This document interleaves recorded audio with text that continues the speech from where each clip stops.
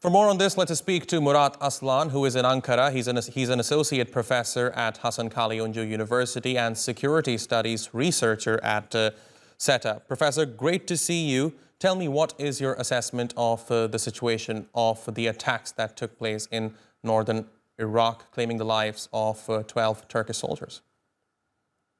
Well, I think we have to go and visit three different levels, three different issues. The first one is the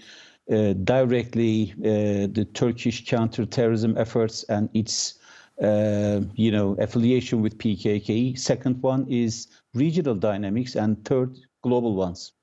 Turkey perceives PKK or other affiliated organizations in either Syria or Iraq, doesn't matter, as existential threat, and always prefer a preemptive and interactive stance in starting any sort of engagement. In this sense, the north of Iraq and Syria has been the locations that Turkey directly diffuses, Turkey directly attacks PKK, because once they are over there with a guaranteed posture, Turkey is under threat. This is the first issue.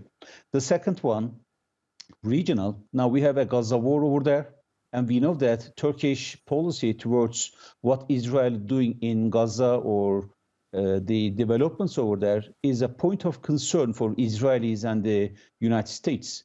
That's why Turkey pursues such attacks for the last several days as an extension of this policy, because terrorist organizations are usually hired. And finally, third, global. Well, there is a pattern globally that terrorist organizations are increasing their footprint right after the withdrawal of the United States from Afghanistan. In this case, once they want to prove their eligibility in doing something, they think that they can diffuse the minds of either civilians or their supporters. And we are expecting a municipality election in 2024, March 31st. That means they want to push a bit hard just to prove that they can affect this election process for the favor of their legal extension in the parliament. And one thing that I would like to underline here is that the PKK and its Syrian offshoot, the YPG, PYD, they are recognized as a terrorist organization, not just by Turkiye, but also by the United States and the European Union. So in many ways, the PKK, YPG, PYD, they pose a global threat. Absolutely.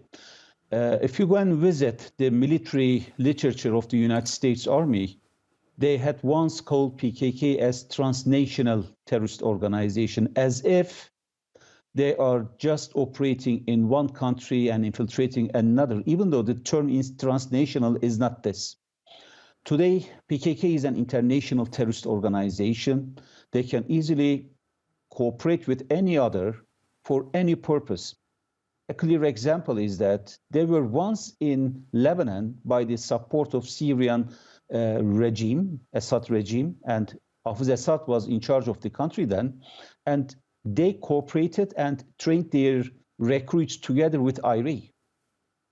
So any country who pursues terrorist organizations as proxy, they hire these organizations, start an attack in any country for the interests of themselves or for harming the interests of the other country, and they are just Assad in this case.